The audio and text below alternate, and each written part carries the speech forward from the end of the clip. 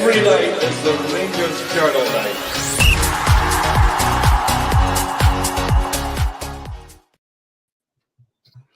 How we doing, guys? Welcome to the Rangers Journal. My name's Ryan.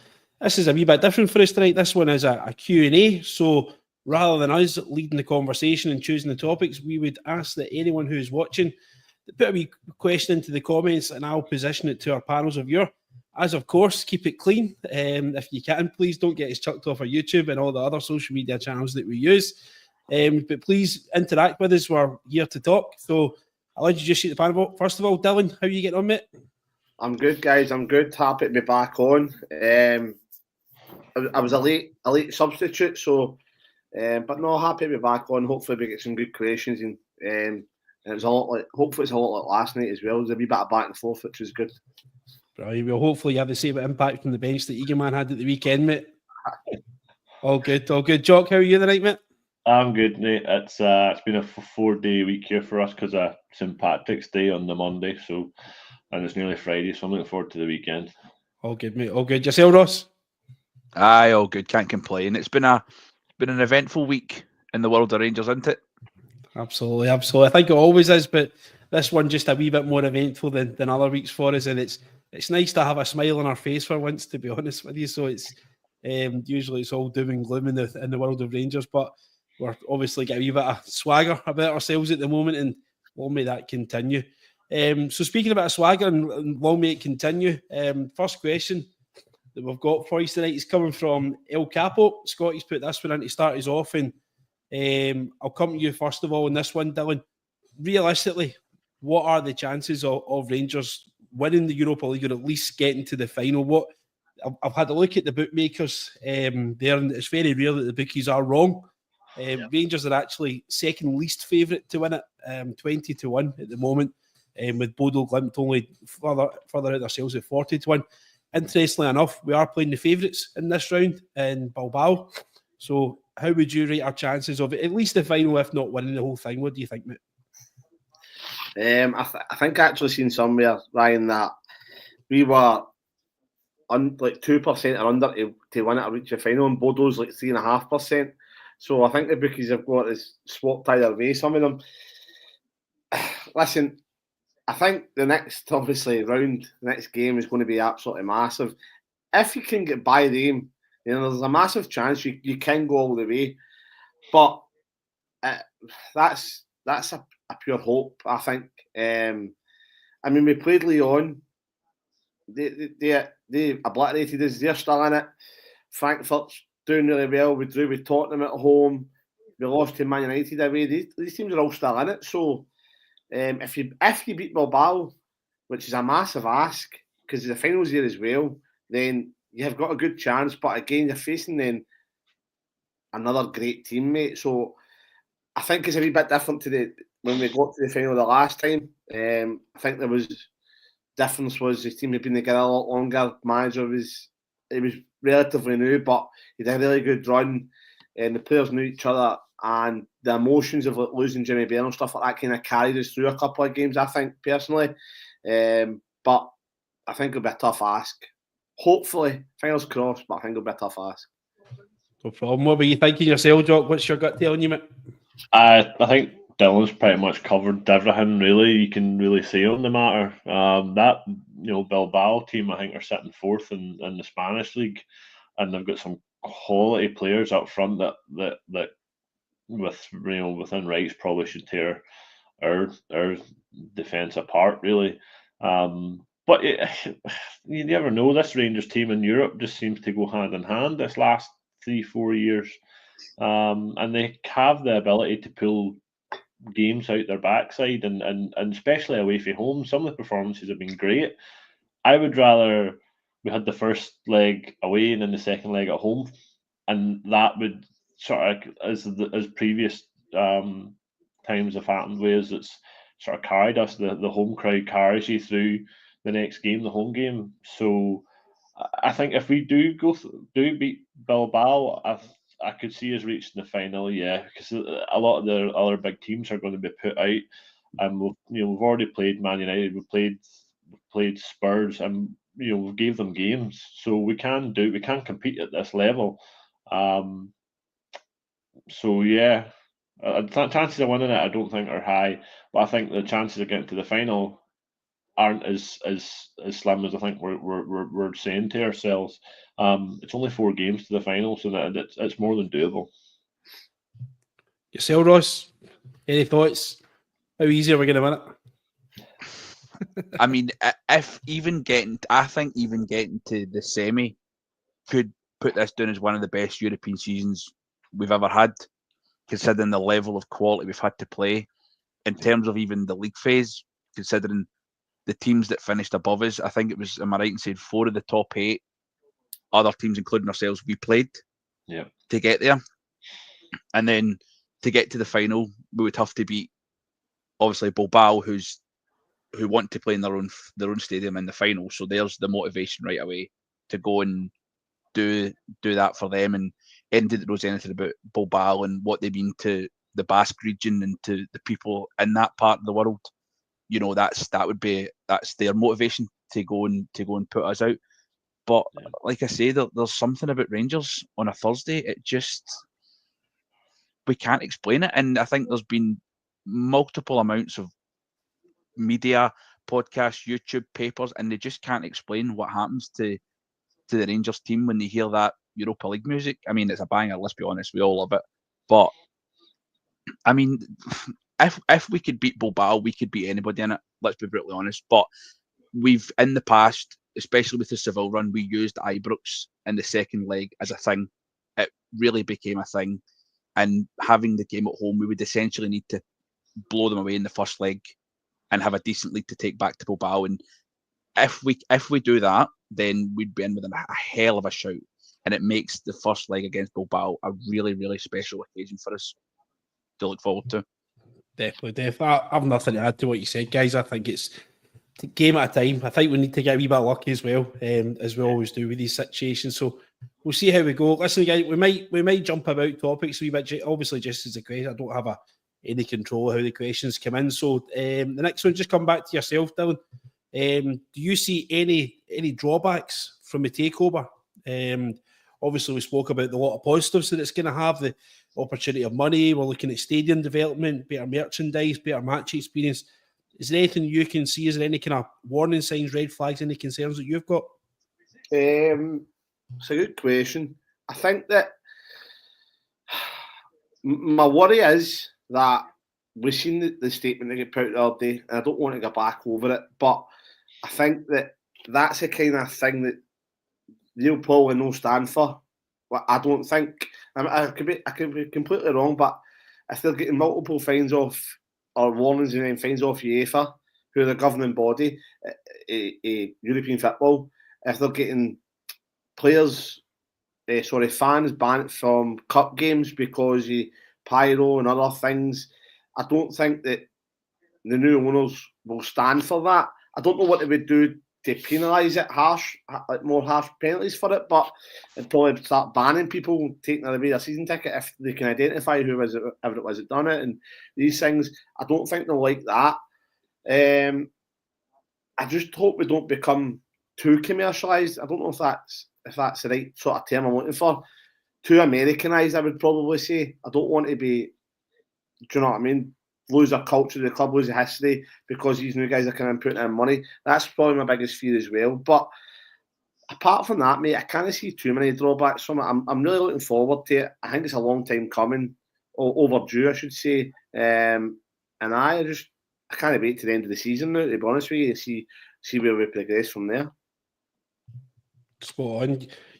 Joe, we spoke about live this, I think, in our podcast about where we thought it's going to be. And I think I'd mentioned to you about my concern over pricing was my main thing. Is there anything else you want to add to that? Are you talking about the pricing? Aye, well, just in general, any kind of drawbacks that you think, just kind of referencing back to what I'd said, but if there's anything for yourself, your own opinion. I don't know. My fear is if it doesn't pan out, it's going to be hard to get the club back because you're then relying on somebody else coming in, and that's the risk. I mean, look how long it took us to try and get when the Three Bears come in and took and got us on an even keel and stabilised. That took a lot of time. And with these American owners having, obviously trying to take the 51% stake, that's a big chunk you're going to have to try and wrestle back. And it'll not be something that'll be done quick unless Elon Musk or somebody or Trump comes in and just buys it outright, the same way these guys are looking to come in and try and do it incrementally. That would be my fears if it doesn't go well and there's a bit unrest and they start doing changes that the fans don't like and they maybe just pick up the club's ethos and that wrong. This has potential to go south quite quick. So that's my my only concern with an American sort of thing that's coming in. But they've not done that with Leeds, and I think that's a good thing we need to look at. We need to look at how they've went with Leeds and take the positives from that and see, and maybe go off and do our own bit research into it and just sort of see what sort of changes come in and how long it's took them to implement them. That'd be my advice to fans out there that have the same sort of versions that I have. No problem, mate, no problem. Finally, yourself on it, Ross. Have you got anything you'd like to add to that, mate? Anything you're worried about? I was on a podcast a long time ago and we were talking about potential takeovers, and I made a bit of a case about my aversion to the Americanization of European football. I think there's a lot of guys that have come across the pond and not really understood how seriously this sport is this side of the pond. And when obviously the rumours and that and the conjecture first came out that the takeover was going to be by Americans, my initial thought was, I'm not sure how this is going to go in a positive light for us, because the Americans love their sport. There's no denying that, but it's a business. But at the same time, a lot of what we've discussed in all pods about how the current or the incumbent Rangers board has treated the club, despite having their best interests at heart, has been poor, and that's probably an understatement. So, what as Jock said, I think we do have a bit of a blueprint to see how they integrated themselves into Leeds United, and Leeds United, like ourselves, not in terms of stature but in terms of potential, is that it's a club with a huge fan base, a great history, and the potential to, they would get into the Premier League and get the millions from that. We are more about having the potential in terms of winning the title and progression into the Champions League. And I think that it's a little bit of an obvious statement, but if Rangers is run correctly with the right business ideas in place, it makes money. And that should be the attraction to anybody, that if you run it right, you'll make your money.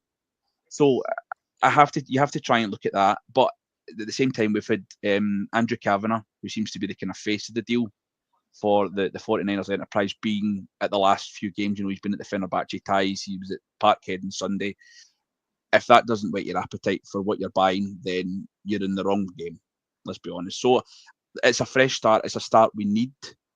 We've long deserved, I think. So, and I think there's going to be, and let's not say that there's not going to be bumps in the road. I think they'll make decisions that won't be popular, and we spoke about pricing, we spoke about the slight perhaps Americanization of things, but if that's bumps in the road that 5 years down the line we've got late stage Champions League football and we're winning trophies, people aren't going to care. Yeah. Ross, I'm going to stay with you on this one to start with, mate. We'll go around the other way this time. I've got some odds here. So the other kind of hot topic that we've got at this moment in time is who is going to be the next Rangers manager. A lot of people are very much in the Barry Ferguson's camp now. Obviously, in the last 10 days, 2 weeks, he's obviously not done himself any harm. But there's some interesting names in there as well. But I'm surprised at the favourite, to be honest with you. If these are factual, to be honest, I don't know where Scotty's got these from. So we need to just obviously bear with them if they're not 100% accurate. What do you think? Do you think Barry Ferguson could be the guy? Is there anyone else on this list here that you're thinking of? We've got this one here that Steven Gerrard is rumoured to be the return to Rangers since leaving Saudi Arabia. The takeover getting close and Barry Ferguson getting big results in the past couple of weeks. Who would the panel choose? So you go first this time, Ross, on this one, mate. I mean, Barry Ferguson, if we're talking about the potential idea of the Europa League final, Barry Ferguson wins Europa League, he can have the keys to the front door. Let's be honest. He would. There would be nothing that could stand in his way to say he doesn't deserve the job. Steven Gerrard, I've spoken ad nauseum about I wouldn't have him back. I think it's just one of those things. Don't go back. Russell Martin's, he's a manager that's, he's done well at a level, but a lot of the managers we've had over the last few years is their issues have been their stubbornness, their refusal to change, their refusal to try and adapt. That's basically why Russell Martin gets sacked for Southampton, because of his refusal to do that. So it's a disaster written all over it. On top of that, his limited time here as a player doesn't exactly, I know you can't judge it based on that, but he's not exactly a favourite, because when he was here as a player, he was an absolute disaster. The other names that were on the list, I think, were, Jose Mourinho. That's pie in the sky stuff. As much as we'd love it for the, what would you call it, the wow factor and the, the cinema of every press conference, it'd be great, but we couldn't afford him, even at this stage in his career. And the other name was Rafa Benitez. No, he's a total relic. 20 years ago, yeah, when he was, one of the most sought after coaches in Europe, yeah, but we wouldn't have got him then. And he's just a total relic now. He's not worth it, and he falls out with everybody. And the last thing we need is another toxic coach going in there and falling out with everybody. Yeah, definitely. Jock, any names there that whet your appetite? I think he's right. If Barry Ferguson delivers the Europa League trophy, then I would 100% even give him a year just to see how he gets on. He probably no doubt win 3 or 4 Old Firms as well. Interested to see how he gets on to the next one, and how the next couple of weeks pan out and leading up into the end of the season. We still got plenty of games to sort of put a mark on his CV, I think, in terms of our job and potentially another job somewhere else, because folk will take up and take notice. It's not just him though; his background team as well. Definitely, you've got to be credited with some of the stuff the changes that's happened. You've seen it at the weekend there. The players responding to the backroom team, and the backroom team responding to the players. There's something building there, but it's far too early to pick Barry for the job. Steven Gerrard, I think it's right. I don't think he should go backwards. I've seen someone in a comment there saying that the 49ers will probably want to make a marquee statement signing, but potentially I could see that. Whether it's Jose Mourinho, again, as I said, dinosaur is the right word. He's a relic. He's past the sell by date in terms of a top European club. That's why he's in Turkey, isn't it? He's not in Italy somewhere. Rafa Benitez, interesting one. I don't think I can see that happening. I'd like to see something different. Personally, something that's come out as a shock, that's going to surprise everybody, and something that we can all sort of get behind an ethos, a style of football with the ability to change and not be afraid to change games during games, because the stubbornness side is what's hampered the last 3 Rangers managers, isn't it? Yeah, definitely for me. Dylan, yourself, mate? I don't want to see any managers that are in the running. I don't even want Jose Mourinho either. I think that, like the comment said, he's on far too much money. I liked Mourinho, and I still do like him. I think he's a great manager, but I just don't think it fits right with what you're trying to do. It would be a blockbuster to see him on the sidelines, don't get me wrong. It would be funny. But I think I don't really like his style of play, to be honest with you. Maybe a way back when he was working with Chelsea, etc. Now, I'm nobody to knock him. I just don't particularly like it. I would like to see somebody like Peter Bosz, the PSV manager. I'd like to see somebody like him come in. I said that in the group chat a while ago. I really like his style of football. I like the way he carries himself. Also, the boy at Bodo, who I know everybody talks about him. I'd maybe like to see him in it as well. If we're saying we've done really, really well getting to this stage of Europa League, Bodo done probably the same. Do you know what I mean? So they've maybe played lesser teams, but again, somebody that plays that good attacking flowing football I'd like to see. But they have to be able to handle the pressure of playing in this Goldfish Bowl. But I think the guys are right. I think the 49ers will look to bring in a recognised name. I don't know who it will be, but that makes me more worried that it's going to be Gerrard, because I think he's got ties to LA Galaxy, so people over there already know who he is. They'll know he's a big name. I hope it isn't, but I think that's who they'll look like. They'll look for someone like that, mate. But apart from that, I want to take care of him. Yeah. For me, I think we'll have a better idea who we're going to get if and when the sporting director comes in before him. If the sporting director comes in before him and it's American, chances are you're probably going to see an American manager as well, or vice versa. So it'll be interesting to see who we get. And if anyone who hasn't obviously liked and subscribed, if they wouldn't mind hitting the like button, you'll get a notification every time we go live. We're live most nights. There is actually a podcast that we recorded a while ago over in the Coppin Report that was recorded even before Clement was relieved of his duties. And there's some interesting names in there. I think even Steve Davis was thrown into the mix at one point. Ole Gunnar Solskjaer was thrown in as well on the back of Patrick Stewart's appointment with the Man United connection. So there's some interesting names on that and a lot of left field. I think the Malmo manager was one. So that'd be worth, if you're interested in looking a wee bit kind of further afield and names you possibly haven't heard of, tune into that podcast and get a wee look at that one. That was a really enjoyable one to be part of. Right, funny you say that. Sorry to interrupt you, but I've flipped through Bilbao's matches in the Europa League app. Yep. And I think the only team to beat them was Ole Gunnar Besiktas 4-1. So that's the only team that beat Atletico in the group stages. But they've got their team's got a lot of men sent off. The teams that are playing against, I think 3 or 4 games, you get a player sent off every half their game. So that's a big thing as well.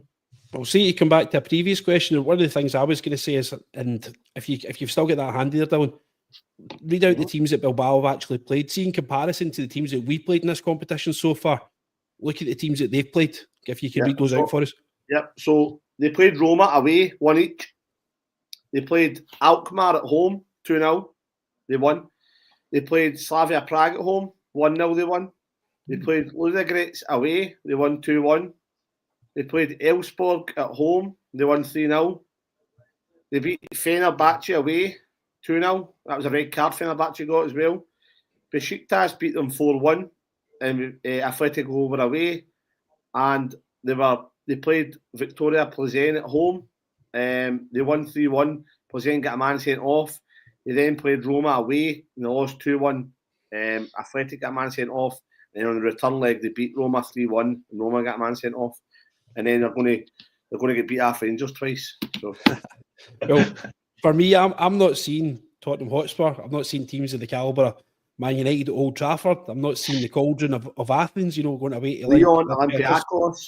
So they've not played the teams that we've played. Granted, yes, they've merited. They've got through the competitions. They are no mug. They are 4th in La Liga. But as far as testing themselves in Europe, they've not had the competition that we've had to get to the stage that we've got to at this point in time. So take that for what you can, guys. Obviously, form is nothing, and sometimes in these games. Dylan, sticking to yourself, mate, another question for Scotty, guys. Scotty's not the only person out there, guys. Please get your questions in. Sticking to Ferguson, what we're speaking about, do you see any big difference tactically in Rangers style play since Ferguson came in as manager? Obviously, change of formation is the obvious one, but anything else that you've noticed? I think one of the bigger things I don't know if it's I don't know if I would call it a tactical change, but he's instilled more determination, better pressing, more cohesion in the team, more communication, but also everything's done fast. So when we get to a point where we're looking to go and start that attack, and we've done a wee pod on it when we played Fenerbahce, it went into Dessers, he get laid back off, Raskin ran round in front of him. That's all done one touch. There's no this dilly-dallying on the ball anymore. He's also set up the 3, whatever you want to call it, the 5-3-2. And the biggest thing that I take for that is the pivot. So if the ball's in the opposition's left back, Cherry will go and press. If they switch to a right back, Cherry tucks in and Dio goes and presses. And again, it's simple enough to coach. That's why I'm so shocked that Clement never tried to do anything different, especially when with the results he was getting. But players respond to that, and I've done a bit of coaching myself, and people know that if you change it up, and if something's going stale and you change it up, players respond to it. There's something different here. We're learning a new tactic. Maybe I don't need to run as much as a midfielder, so I'm going to be better on the ball. And these wee tweaks and things that the management team has instilled in the players, it's given a wee bit more belief back, their confidence is back, and you can see that they're reaping the rewards yet. Yeah, definitely couldn't agree more. Ross, I'll come to you on this question, mate. Most impressive for me is the way that the midfielders are. Diamandi, Raskin especially, the reintroduction of Barron into the team's been great. Doug's asking a wee question. You're basing the performance so far in the midfield three. Does Lyle Cameron go straight into the team? And if so, who would you drop? I don't know if you've seen Cameron's performance in the game at the weekend in the Dundee derby. He looked on fire, to be honest. He was unlucky to get a goal chopped off. I'm excited by this young guy's addition, to be honest with you. What do you think yourself, mate? I'm looking forward to it. You know, it's part of a signing policy we've neglected for far too long. And I think we started to integrate it with the signing of John Souttar a couple of years ago. I think we should be signing the best Scottish players in our league. And it's an absolute no-brainer. And Lyle Cameron falls into that category. The same with, and actually, I know he's had a stop-start first season at Rangers, but I thought Connor Barron fell into that category as well, of being the kind of a good young Scottish footballer with potential to grow. And you know, we're getting him on a free, so it's an absolute no-lose situation for us, because if he comes up and improves, we'll sell him on, or if he stays and he plays really well, you know, it's an absolute no-brainer for us, to be honest with you. He seems to be. I've not watched as much of Dundee as other people have, so a lot of what I know is total word of mouth. But the small bits I have seen is that he looks such a confident, talented, way above his years level of maturity as a footballer, and especially at this point where it was him and the boy that went to Celtic, whose name skips me, McGowan. They were the two kind of jewels of this attacking football that Tony Docherty wanted to play. And I know Tony Docherty's no great lover by a lot of the Rangers support, but he went into Dundee and completely changed their ideas of how they wanted to play football, especially as a club who, you know, we talk about they basically play in a swimming pool, but he still wants to play attacking football. And he wanted to build his team around McGowan and around Cameron. And obviously McGowan leaving to go to Celtic because he's a good footballer. There's no doubt in that. And Cameron's the same. I think we'll see the benefits of it. Probably not next season. I think he's going to need another year on top of that to just take the step up. I think we've learned that with Connor Barron, is that it's maybe going to take a little bit of time, and there needs to be a little bit more patience with him than is expected. But if he's walking into a team that's going to be revitalised under, you know, new leadership, new management, he could be an absolute superstar for us in the future. In terms of the current midfield three, it's hard to say, because they're all different and they all bring different attributes to a team. And I don't think it's a coincidence that we're seeing an upturn in form when those three are all bringing their most positive attributes to the side at the same time. I don't think Nicholas Raskin is long for Rangers. I think he's just too good, and I think we're now starting to see the best out of him.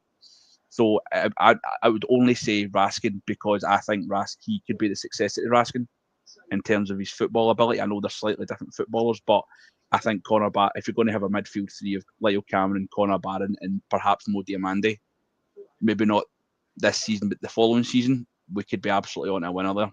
But I think it's Raskin only because I think he'll go to better things. Sure. Well, listen, just talk about Nicholas Raskin. I've just had a wee check on my phone there. 5 minutes ago, he made his Belgian senior debut. So congratulations to Nico.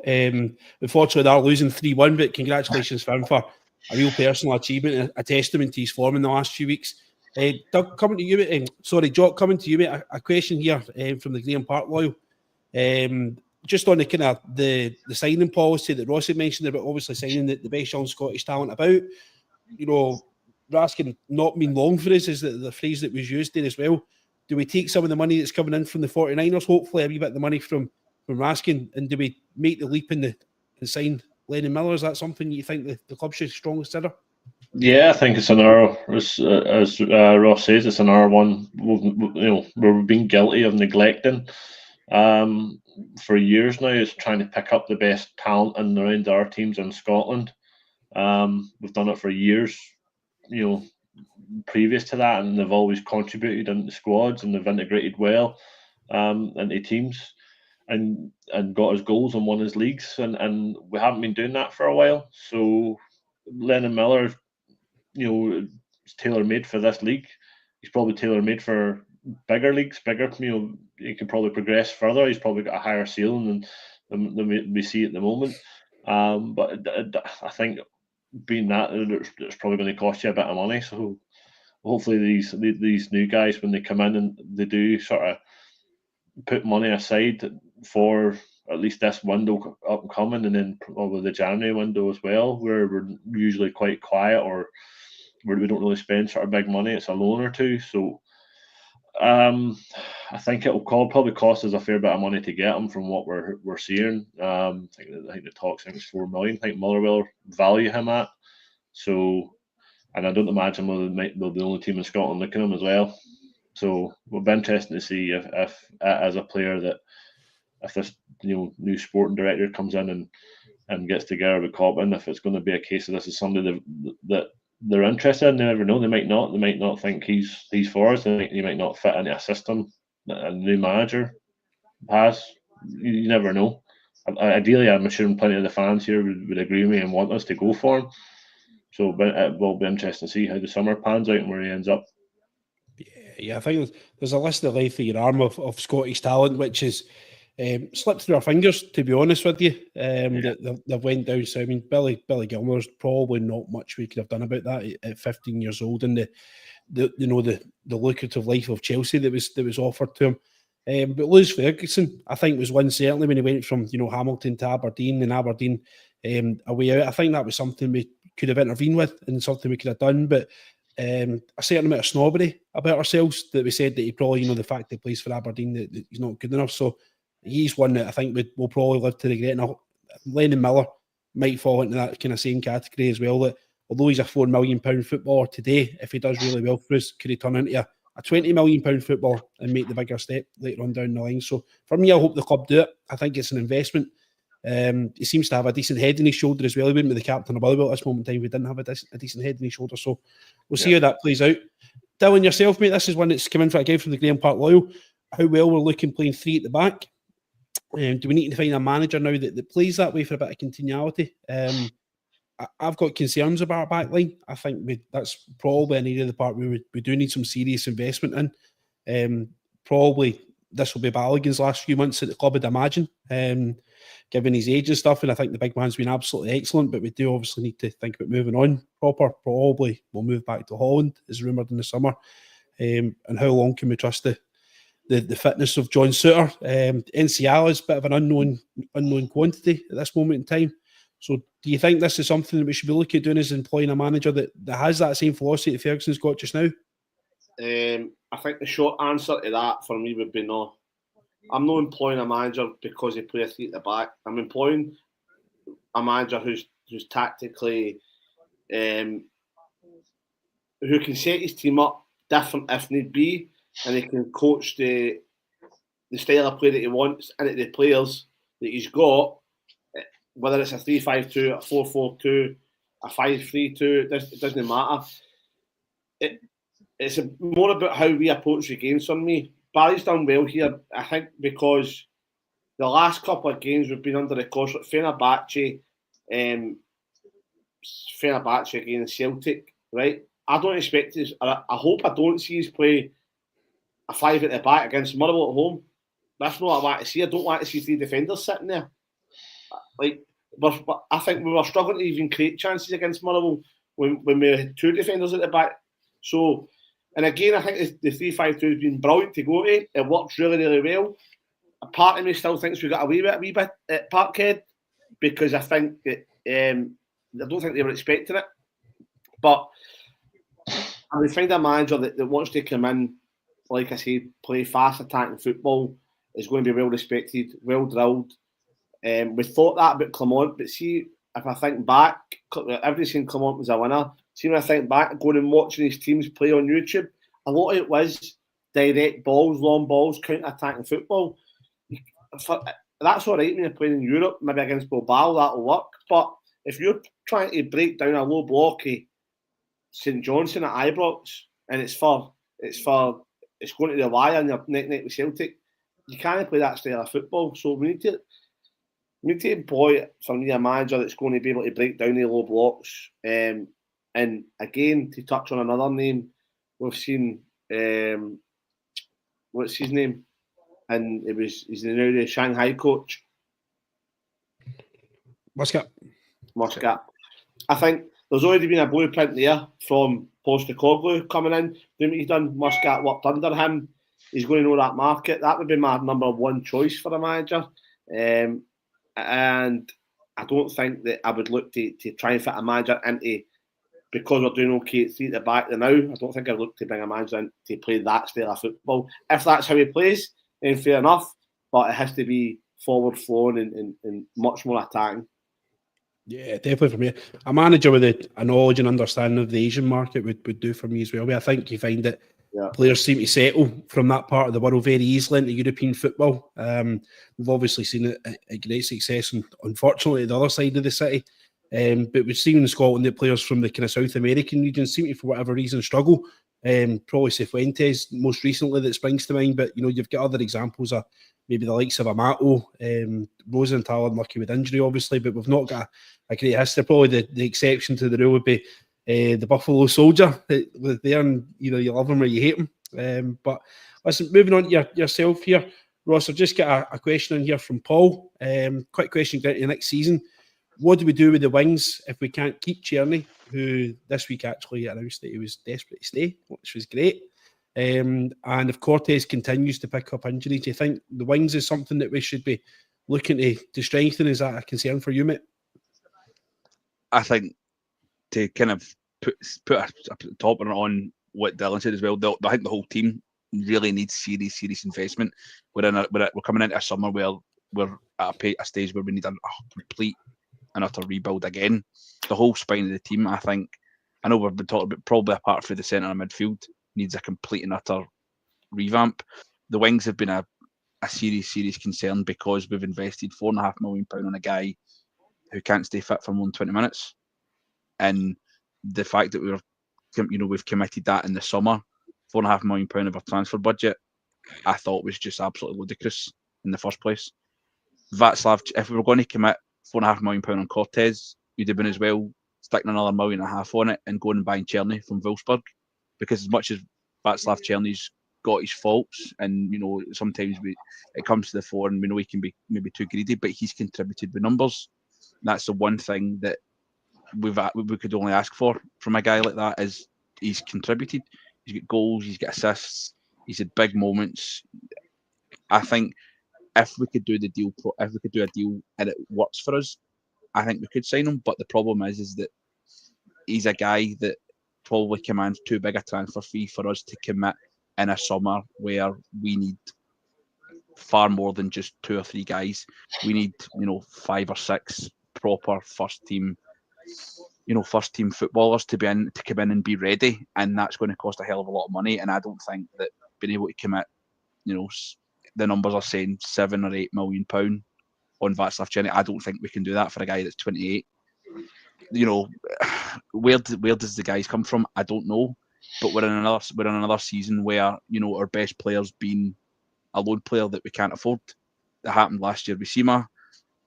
It happened the Tillman the year before. Basically, the deal was done, but he didn't want to stay in Scotland. Yeah, that's fine. Yeah. That's out with our control. You can't hold that against anybody, and we get money for a guy that didn't want to be here. So whatever, that's a small bit of credit you've got to give the board, but I just don't think we need to invest in it seriously, in guys that get numbers. I know there was a bit of a clamour for Ryan Kent when he get released. Just absolute nonsense.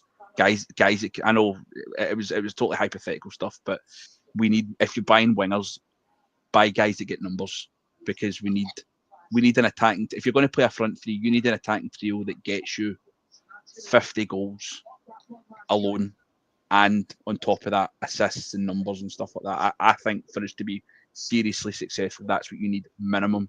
Where that comes from, I don't know, but that's why we're invested in scouting. That's their job to do, and they need to do it right for us to be successful. Yeah. I think for me, it's if Czerny's got these numbers that he's producing for us and he's doing so well and he wants to be here, I think we need to move heaven and earth to make it happen, to be honest with you. Even if it's something as simple as another loan deal with the obligation to buy next season, similar to what we've done with Cortez. We know we need to spend money now, but is there something we can do? This is where Niels Coppin's got to earn his money. This is where he's got to actually justify his position to club and justify the salary he's taking. Czerny would be a massive hole in the squad as far as numbers are concerned, goals scored and assists, and key moments in big games. So I think we've got to do it. Jock, yourself, just speaking about investment in the squad, another option possibly. Do we need a manager who can bring through youth players? Is there actually guys in the building where, we've always spoken about how poor we are at bringing through our own talent. You could probably count in one hand the amount of guys that have done particularly well from it. There's not that many examples in recent history of guys that have actually gone on and been, great. Nathan Patterson probably is the most recent one, but even I think he was still played less than 20 games for the club when he moved on. Yep. Should we be looking at someone that's not just got a household name, that's got a proven track record, but somebody that's got a proven history and experience of developing youth players as well? I think so. I think you're obviously going to have you need a manager that's not scared to chuck a youth player into games, and not when his hands kind of tied like we were this season at Old Trafford. Whenever we had a couple of youth players on the team had to come on, and granted they did okay. They handled the situation quite well, but youth players coming on during games should be a luxury. Whenever we're sitting 3 or 4-0 up and we're comfortable and we can play, that we can afford to give them more game time at a level we're expecting them to be able to come in at, because they're not playing at that level when they're not playing for Rangers. The youth team, they're playing these games against academy teams and stuff, and elite academies down in England and stuff, all these sort of glamorous friendlies they have. It's not enough. We need to be pushing the youth out the door into loans where they're going to be playing proper games where it means something, and at a standard where it's going to make them a Rangers player. We get these once in a generation players come along where they're pretty much ready to go. Barry Ferguson was one. Nathan Patterson obviously was of that caliber because he was able to go straight to Everton and sort of went straight into the team down there when he first came in. Granted, he's not been doing too well with injuries and stuff, but it's a catch-22, isn't it? You want a manager that's going to drag players up with them from the youth academy, but I still don't think what the position our youth academy's in at the moment, the standard of football they're playing, is not going to get them anywhere near the Rangers team, if I'm being honest. That's just my opinion. I just think there needs to be a look at the setup and how the games are played and where the players ply their trade if they want to be able to play at the standard we're expecting them to play when they come in the Rangers team. Definitely.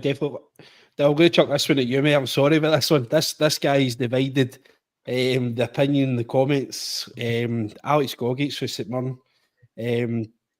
People either love him or hate him by the looks of things in the comment. Guys say we should sign him. He's, what we need, no nonsense defender. And then you get guys saying he's 30 years old, he's got no chance, he's not the calibre of Rangers Football Club.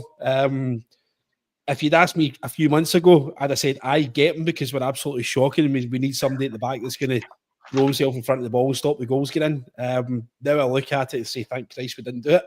What's your own opinion on it, mate?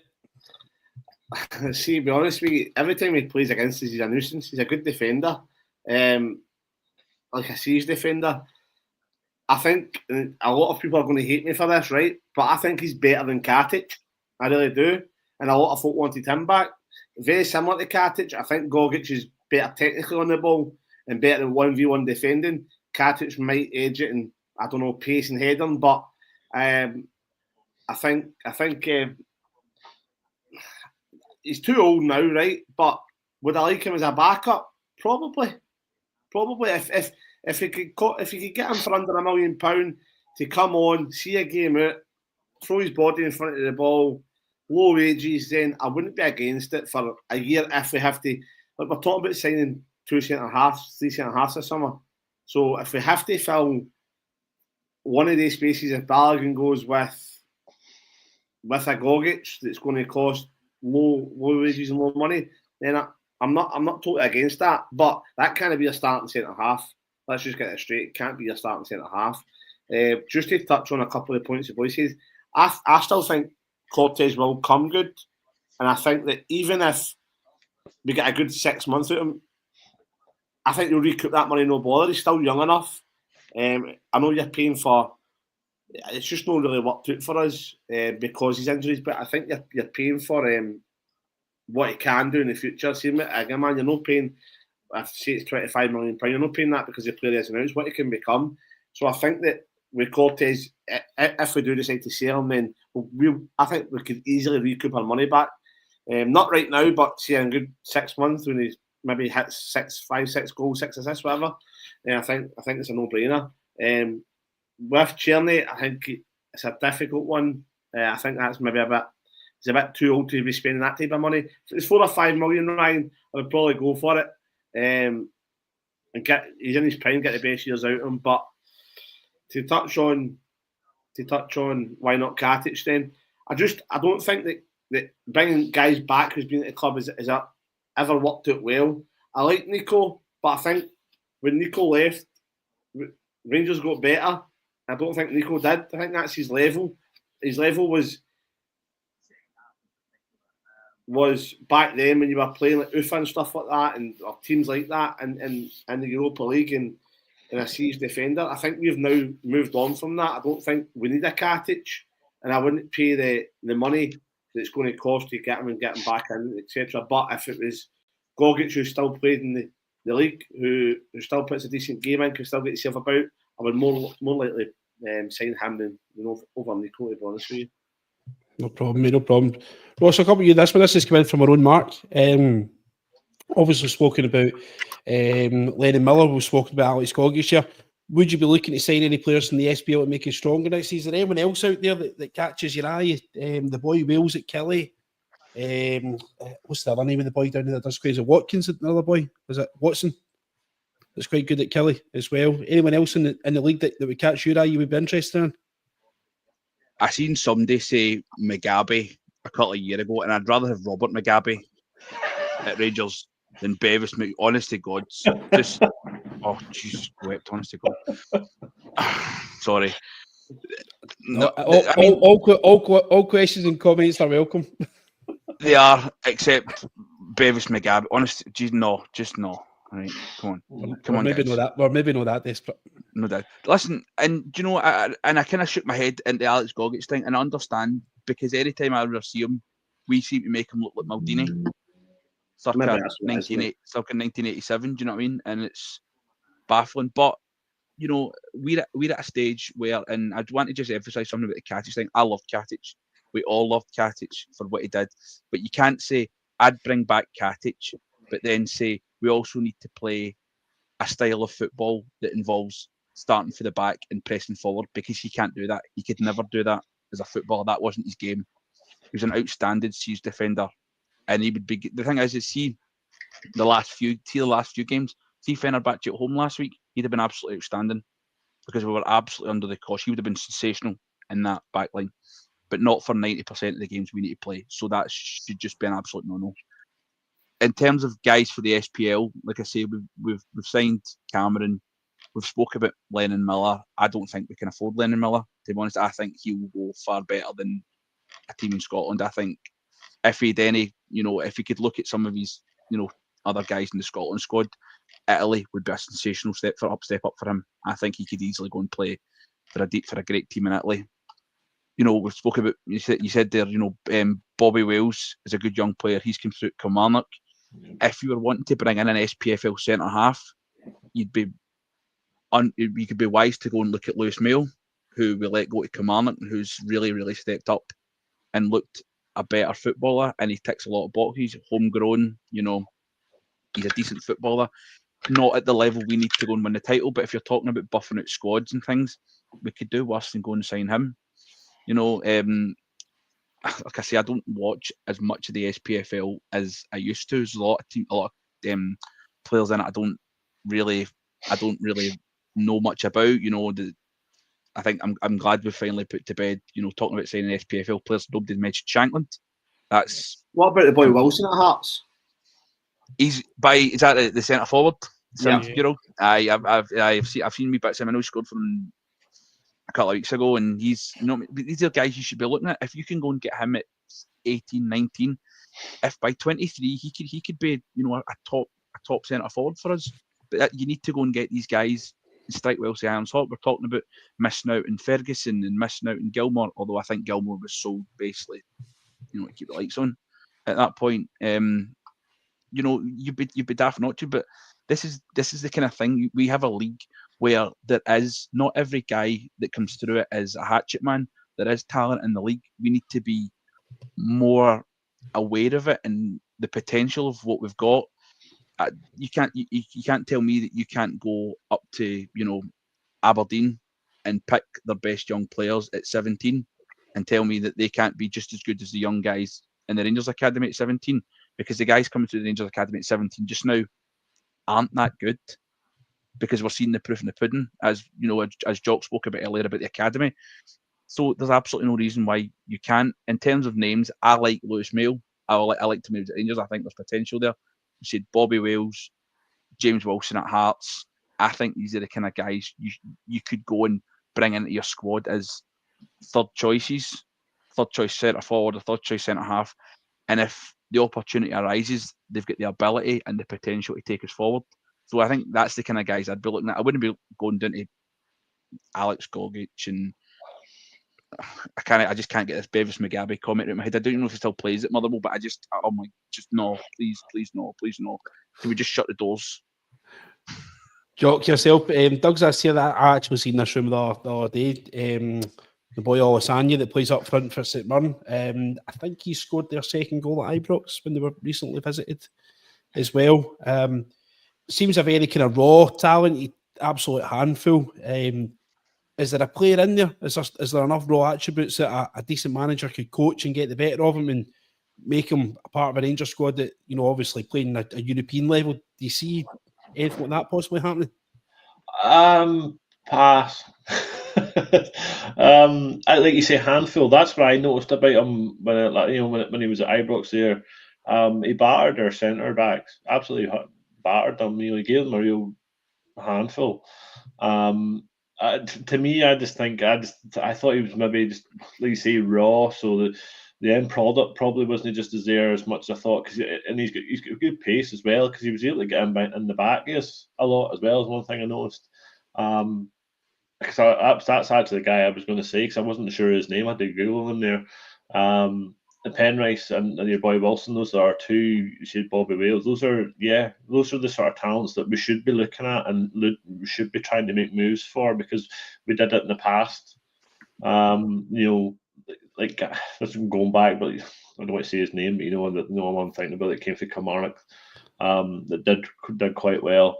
And then the other ones like Velichka for Hearts. You know, he came in and scored a handful of goals that helped us contribute across the season.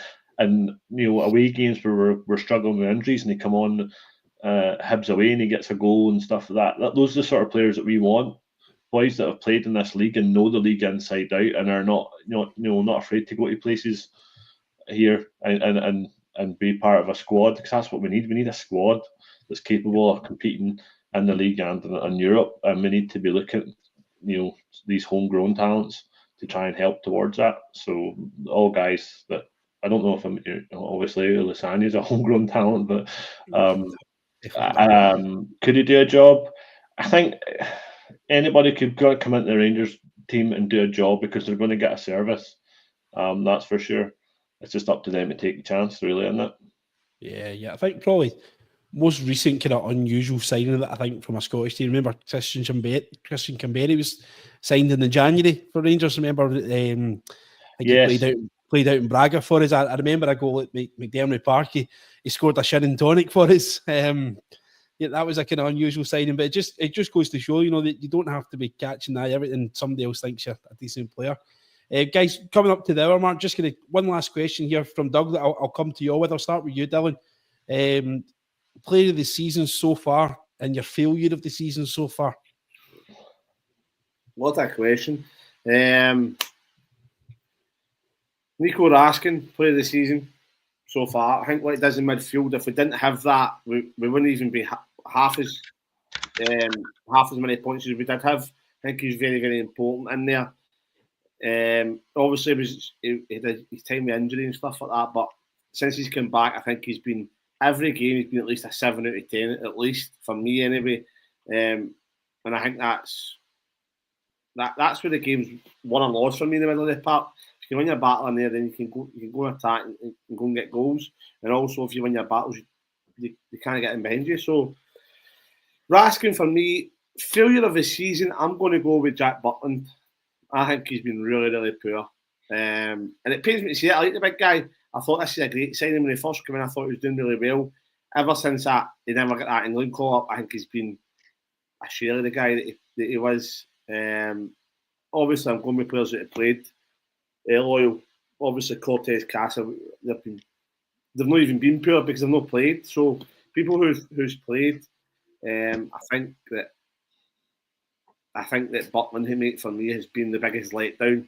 And Raskin for me has been my favourite or the most influential for me. Cherny's a good shout as well, but I think Raskin just edges it. Thank you, mate. Ross, yourself, your player of the season so far and your failure of the season so far, please, mate. Who you think's not contributed at all? I think the standout player for me has been Cherny. I think he's been absolutely sensational. I really, really think that, and that's like I said previously, we were talking about. I'm like, we've got the third year in the trot where our best footballer's been a loan player that we can't afford, or for some reason I don't think we'll be able to keep. And it's sad because I remember obviously when we had Ryan Kent on loan and we were so buzzing to sign him, and then we had the whole drama of will he, won't he, and we were so excited to get him back. I don't think we'll get that with Cherny, and it makes me really sad because he's been an absolutely sensational signing. One thing that's really impressed me about him has been his mentality. We after the Lyon game where he got a hell of a lot of stick for missing a ridiculous sitter, and he got a lot of you get Doug's abuse. Let's be honest, it was really, really sad. But he came back strong and he admitted he's like, I was really bad and I'm sorry. The next game he comes out and scores 2 and he's not really looked back since then. We know he's frustrating. We know he's too one-footed. He holds on to the ball too long. But I think he's got 18 goals, countless assists, big goals, big moments. He's been absolutely for head and shoulders my player of the season. In terms of failures, there's quite a few to pick from, let's be brutally honest. But for the outlay and for what I thought we were going to get, and I bigged them up in the kind of the signing pod that we done at the start of the season, I think Nedum Bezrami's been a real disappointment. I thought we were going to get a really, really good footballer. I liked the look of him. I watched him for Albania in the Euros, and I thought he could be, a really, really good. He's a good technical footballer, but there's an interview with him in the local media, the Albanian media this week, where he talks about that he had a good first 6 months at Ibrox. No, I'd ever. That's just nonsense. It's complete nonsense. It's not. If he thinks that's good, then he'll be gone in the summer as a footnote in Rangers history. So for me, it's Nedum Bezrami's been the disappointment of the season. Thank you, mate. Jock, yourself? I have been between Cherny, Raskin, Egeman, sort of having his moments as well. All positives. Disasters, as you say, it's Bajrami. He's just been absolutely nowhere, hasn't he? When he comes on, he plays games, he gets involved, does nothing. He's just an empty jersey for me. And if that interview is anything to go by, like you say, I don't think he'll be here. He's probably looking to get away as soon as he can because he's contributed absolutely nothing to Rangers this season. Really, hasn't he? What, 2 goals? Aye, complete waste of money. I've had high hopes for him coming in the door.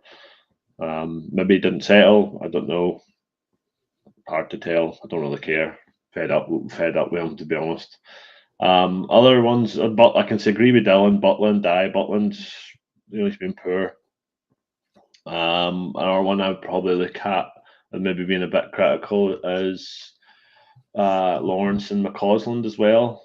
Well, I know Lawrence has had injuries, but McCausland, he's got that new contract. Hasn't really kicked on. Hasn't really been involved much. Got the goal in Europe away, didn't he? And that's really been it. Really, maybe a goal in the cup as well. Early doors in the cup at Ibrox. Apart from that, nothing really else there to talk about in terms of McCausland. So that would be my disasters. No problem, guys. Right, well, I'll wrap us off. For me, my player of the season surprised a few Cyril Dessers, to be honest with you. In the face of some of the harshest criticism I've seen in a Rangers player for so many years. Even based on the fact that his song sings that 5 million down the drain is it the words of some of his songs, and the fact that he's our leading goal scorer. Opportunities to lead the club both in the summer and January, and stayed loyal to the cause and wanted to fight for his place. I'd shudder to think where we would be without some of his goals this season, to be honest with you, and the emergence and the assistance that he's had of Hamza Egeman's emergence, obviously in the injury absence of Danilo. So for me, Dessers is my player of the season. Failure of the season, I echo what you say about Nadim Bezrami. A player of international experience and obviously played in major tournaments, obviously commanding a hefty fee. Come and say that I'd expect a lot more from him. I feel as if he's the invisible man sometimes at games, and I feel as if he doesn't get out of first gear very often. But anyway, listen, positive week for us last couple of weeks for this, guys. Enjoy your weekend off. For those that are coming to the night out, I look forward to seeing you on Saturday. If you haven't already, guys, for our viewers, thanks for tuning in tonight. And everyone's contribution and questions has been most welcome. And if you haven't already, please like and subscribe. It's free to do so. And every night for you guys is a Rangers Journal night. Thanks very much.